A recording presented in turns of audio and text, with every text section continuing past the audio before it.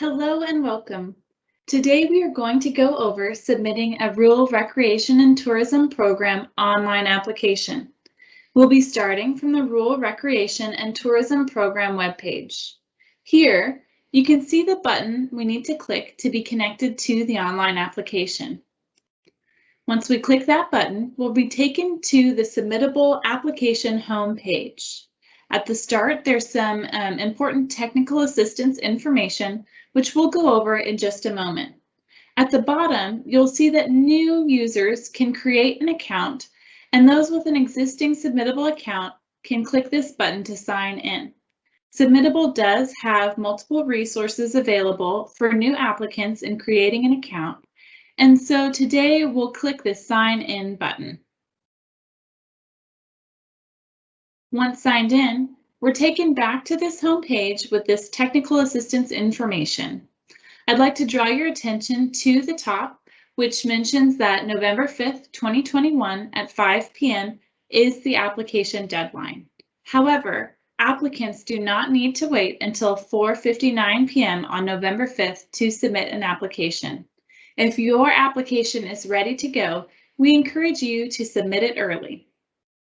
On this page, there's also a link to the application guide, the technical assistance documents, and we've especially highlighted the competitive chart, which is incredibly useful as a tool to help you plan your project.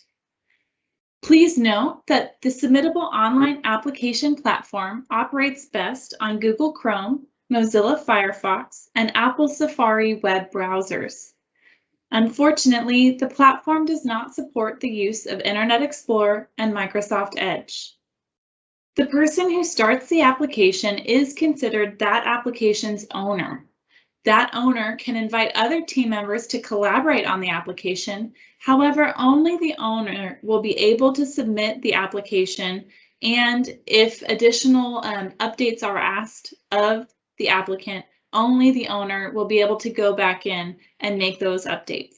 So it's important to ensure that the person who is the owner is going to be able to click that Submit Application button when ready. Your application should auto-save every few seconds. However, there's also a manual save button at the end of the application system. When we get there, I will say a little bit more about that feature. Right next to the Save Draft button is the Submit Application blue button. Again, that's at the very end of the application. We ask that applicants only click the Submit Application button when their application is final and ready to go.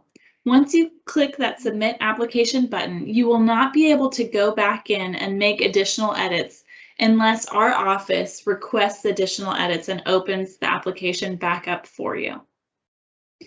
Now, it's also important to note that OGAL staff cannot see or review application drafts in the system.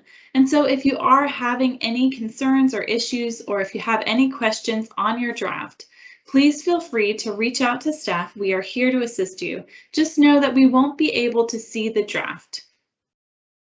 I also want to draw your attention to these red asterisks. Now, each required question or field will have a red asterisk, and it signifies that applicants must respond to this question or field. Now, to start off and access the full application, applicants do need to select which type of eligible applicant they are applying as. So as you can see here, for the Rural Recreation and Tourism Program, that would be counties, cities, and districts as defined on page 66 of the application guide. For today's purposes, we will enter as though we were applying for a county, and we'll click Next. Now the full application has opened up, and you'll notice that up here, the Invite Collaborators feature has been activated.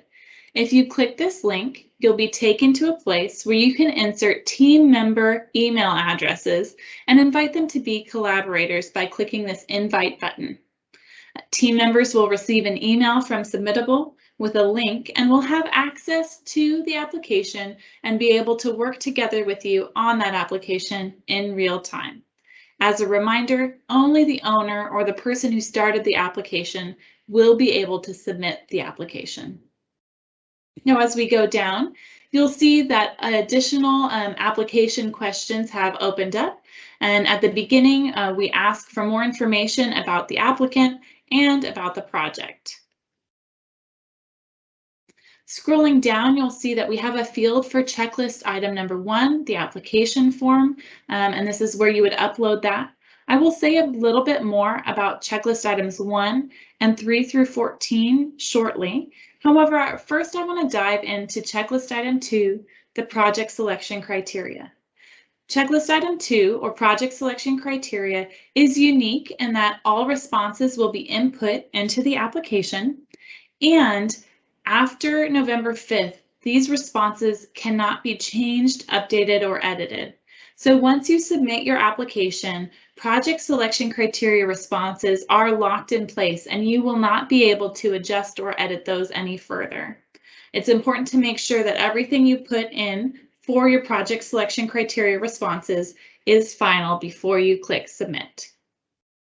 Now let me show you a little bit more about each of these sections. So the project selection criteria will have additional guidance for each criteria, additional resources such as handbooks or videos, and then each criteria will also have a link to the scoring rubric and the technical assistance for that criteria. So for example, for project selection criteria number 1, the scoring rubric is found on page 15 of the application guide. If you click on page 15, it will take you directly to that scoring rubric. Similarly, technical assistance for criteria number 1 is found on page 55 of the guide, and if you click on that link, it'll take you directly to the technical assistance for criterion 1. Now, as you can see, there are some fields for short response. There's also some fields where you can provide a longer response. And then we have tables or charts, and I'll scroll down to the design input table because it is a little bit more in depth. As you can see, there are several columns here, and sometimes when typing, it can be difficult to see everything and scroll back up and down within the individual rows themselves. And so you can use this right-hand expand feature to make that chart a lot bigger. So now, as you can see, you'll be able to better see what's in each section or each field and each column. Once you've finished typing in your responses, or at least are done for now, you can go up and click on this right-hand corner, the X button, and you'll be taken back to that main application page. Now the application does auto-save, and so as you enter things in, as you expand and close, it should be auto-saving, and you can just continue on with your application. I also want to draw your attention to questions like this, which are what we consider to be branching questions. So in this case, if you answer yes to this question, an additional set of fields will pop up and you'll be able to provide additional responses, and then you can provide even more if you continue to click yes. Now, if we scroll down all the way through criteria number 9, then we'll reach the end of the project selection criteria. And again, all of the responses to these criteria must be complete and submitted by November 5th at 5 p.m., if not before.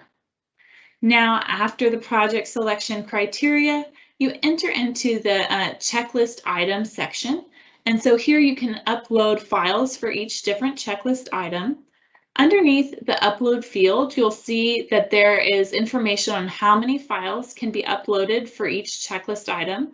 And then you'll also see the acceptable file types that we are allowing for each checklist item. Underneath those technical assistance sections, there's also going to be specific assistance for that checklist item. So for example, for checklist item number 3, we have linked the Community Fact Finder Handbook form, which you need to upload here. And then we've also linked the directions for that form. Lastly, we also always have a note that says if this item is not complete by the time you submit your application, you are able to upload a document that describes the current status, next steps, and estimated month that the item will be completed. This is an available option for checklist items 1 and 3 through 14. Now, usually the community fact finder report and handbook form are things that applicants are able to complete within the application period. However, the authorizing resolution may take some additional time, just depending on the applicant's governing body. And so if the authorizing resolution or another similar checklist item is not complete at the time you're ready to submit your application, you would upload a draft of the authorizing resolution and then upload a document that describes the current status, the next time that the governing body is expected to meet, and either the estimated date or estimated month that the item will be completed and submitted to our office. Now, that same technical assistance information is available for all checklist items. And after checklist item number 14, we reach the end of the application. Now, there are some final reminders about submitting your application by or before November 5th. And then, as you can see, we have the Save Draft button. Underneath the Save Draft button, they have helpfully let us know how long ago the draft was last saved. If I want to make sure that the draft was saved with the most recent edits, I click the Save Draft button. And once saved, this will update and let me know that it was last saved a few seconds ago. Now here's the Submit Application button. And again, we do ask that you not click this button until you are finished with all of the application and ready to submit it for our review. There's one last thing I want to draw your attention to, and it is a link to the Competitive Review Project Officer contact information assigned by county. So if we click this information, you'll see that there are two columns, and the Competitive Project Officer column is this green column here. So if you're working on an application for a project in Alpine County, you would reach out to Nikki Lambert. Now, all of us are happy to assist you with any questions that you have about the application or the program, so please don't hesitate to reach out. And that's all that we have for you today. Thank you for joining us.